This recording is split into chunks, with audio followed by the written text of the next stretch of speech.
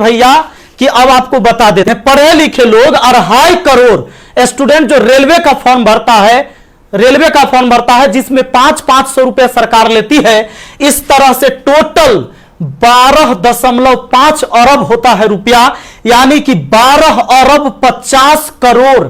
बात समझ में आ रहा है? हमें समझ में आ रहा है, क्योंकि मैथ का मैं टीचर हूं तो मुझे समझ में आता है। हमारा गांव में 5 रुपए ब्याज चलता है मोदी जी, 5 रुपए सैकड़ा महीना का ब्याज चलता है। 3 रुपए मान लेते हैं कि मोटा रकम है तो 3 रुपए। अब 3 रुपए से हमने निकाला 3% से महीना का, क्योंकि महीना में ब्याज चलता है गांव में, तो इस तरह से 12 महीना में 36% हुआ, 2 साल में 72% हुआ, और ये 12.5 अरब का जो ब्याज हुआ वो 9 अरब हुआ। 2 साल आप लटका दिए रेलवे वाला फॉर्म भरवा के लड़का सबको 500 रुपया लेके। अब आप कहिएगा कि एग्जाम के बाद तो हम पैसा लौटा देते हैं, लेकिन बात यहां यह है कि पैसा तो आप लौटा दीजिएगा, 100 रुपया रख लीजिएगा, 400 लौटा दीजिएगा, लेकिन 2 साल में आपने बिजनेस कर लिया है 9 अरब का। भैया बहुत होता है 9 अरब, कोई साधारण बात नहीं है। अब देख लीजिए, आप कहेंगे कि इतना बकर बकर कर रहे हैं, भाई गरीब आदमी है। जब मेरे अकाउंट में केवल 1,23,000 रुपया था ना, तो 1 लाख रुपए हम पीएम केयर फंड में दिए थे। काहे जानते हैं? कि कोरोना से लड़ाई लड़िएगा ना, तो कोरोना से लड़ाई लड़िएगा तो देश हित में ही पैसा जाएगा। इस पैसा से जब वैक्सीन बन के आएगा, या हमारे साइंटिस्ट लोग जब इस पर रिसर्च करेंगे वैक्सीन पर, तो खर्च लगेगा। तो आदमी किसके पास जो औकात था, 1 रुपया, 11 रुपया, 100 रुपया, 50 रुपया, 1 करोड़, 500 करोड़, 1000 करोड़ लोगों ने योगदान दिया, जिनसे जो हो सका। पूरा देश आपके साथ खड़ा था, आपके साथ खड़ा था। और याद रखिएगा कि यह युवा बेरोजगार रहेगा तो आपके विरुद्ध खड़ा होगा। भैया तख्ता पलट जाएगा, ये बात पक्का सुन लीजिए। काहे कि आज हम दिल से बात कर रहे, दिल से बात किए थे तब ना मदद किए थे। अब देख लीजिए, 30 मार्च को मैंने योगदान दिया था 1 करोड़ रुपए। हमारा तब पागलपन चढ़ल था, हम तो अपन गलती का पश्चाताप जूता से मार के करते हैं, लेकिन याद रखिएगा कि जूता उस नेता को भी पड़ेगा जो वोट मांगने आएगा हमारे यहां। याद रखिएगा, ये पूरा देश में अब बवाल होने वाला है। अगर सही टाइम से एग्जाम नहीं लीजिएगा, युवाओं को रोजगार नहीं मिलेगा, तब आपके मन की बात नहीं होगी हमेशा, ये जनता के भी मन की बात होनी चाहिए।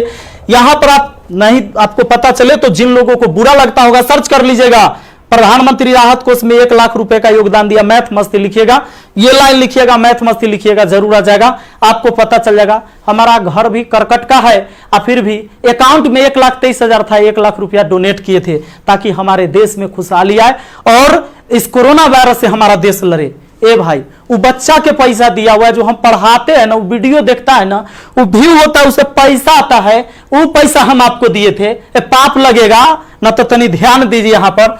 ये देखिए, कहते हैं कथी कि स्थानीय खिलौने बनाकर आत्मनिर्भर भारत बनाइए। खिलौना तो हम बनल है, जैसे मन होता है आप खेल रहे हैं, जो आप कह रहे हैं लोग वही कर रहा है। अब हम कौन खिलौना बने? खिलौना तो जनता बन चुका है आप लोगों का। यह हमारे मोदी जी थे, ये हमारे नीतीश बाबू हैं। इनका चाल सुनिएगा, इनका चाल क्या है। अभी जब चुनाव आने वाला है तो बिहार पुलिस के बहाली निकाल देंगे, बिहार पुलिस के बहाली निकाल देंगे तो भारी संख्या में एग्जाम को करवा लेंगे, रिजल्ट नहीं देंगे। अब एग्जाम दे के लड़का फसल है कि अगर नीतीश जी नहीं आते हैं तो फिर आगे रिजल्ट नहीं आएगा, कोई ना कोई बवाल। चूंकि बिहार में कोई एग्जाम जो है ये ना है कि साफ सुथरा से हो। आप देख रहे हैं बिहार एसएससी का एग्जाम कितना साल में हुआ है, आदमी बूढ़ा गया, जवानी में दिया था एग्जाम और रिजल्ट आते थे बूढ़ा जाएगा।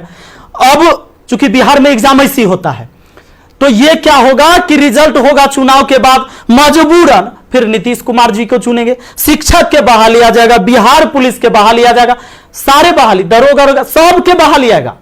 ये कब होगा? चुनाव के टाइम में भैया।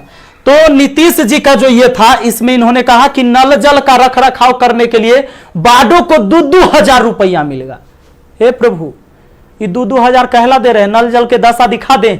33,000 करोड़, 33,000 करोड़ रुपया आपने बिहार में नल जल पर खर्चा कर दिया।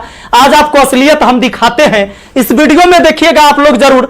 इस वीडियो को इतना शेयर करिएगा कि मुख्यमंत्री से लेकर प्रधानमंत्री तक पहुंचना चाहिए, बिल्कुल पहुंचना चाहिए कि हमारे जहां से हम हैं वहां की स्थिति आपको दिखा देते हैं कि नल जल का स्थिति क्या है।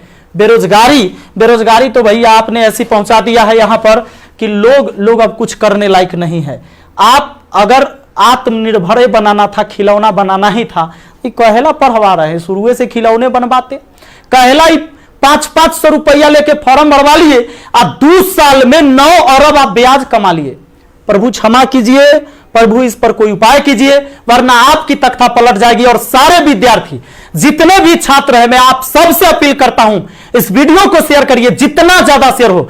और सारे एजुकेशन चैनल वाले जितने भी, चूंकि आपके मीडिया नहीं दिखाएगा, विद्यार्थी का दर्द कोई नहीं समझ पा रहा है, वो वही चीज दिखाएगा जो सरकार चाहती है। हमारे सारे भाई बंधु जितने भी वाईफाई स्टडी एग्जामपुर है, अभिनव शर्मा है, राकेश यादव सर है, जितने भी लोग हैं जो भी वीडियो बना रहे हैं, बहुत अच्छा कर रहे हैं। सभी को हाथ जोड़कर तहे दिल से मैं धन्यवाद देना चाहूंगा, क्योंकि ये विद्यार्थी, इस विद्यार्थी जो बेरोजगार है ना, उसी के वजह से हमारा रोजगार है। यही बात सच्चाई है और इसीलिए हम इनके लिए लड़ेंगे, चाहे जो हो जाए। धरना प्रदर्शन होगा, पूरे देश में धरना प्रदर्शन होगा। और जहां ये 2.5 करोड़ विद्यार्थी सड़क पर उतर गया, तो सुन लीजिए, ये बिहार से लेकर दिल्ली तक हिलेगा, ये बात निश्चित है। एक साथ हम हैं, सबके साथ हैं। सारे छात्र आंदोलन करने के लिए तैयार रहिए। एसएससी टाइम से एग्जाम नहीं लेती है। एक तो आप वैकेंसी ही कम निकालते हैं, अब वैकेंसी कम निकालते हैं तो जो निकालते हो ओकर तक कम से कम एग्जाम ले लीजिए, सही से रिजल्ट ले लीजिए, सही से रिजल्ट दीजिए और एग्जाम सही से ले लीजिए, टाइम से ले लीजिए। एक शेड्यूल बना दीजिए, जैसे मैट्रिक का एग्जाम होता है, 12th का एग्जाम होता है कि इस महीने में होगा, इस महीने में रिजल्ट होगा, उसी तरह एसएससी का भी एग्जाम होना चाहिए, रेलवे का भी एग्जाम होना चाहिए। आपको जितने सीट पर लेना है, लेकिन इसका एक टाइम फिक्स होना चाहिए। कितने इस महीने में एग्जाम होगा, इस महीने में रिजल्ट आएगा, इस महीने तक ज्वाइनिंग होगा, ताकि अंधेरे में लोग ना जिए।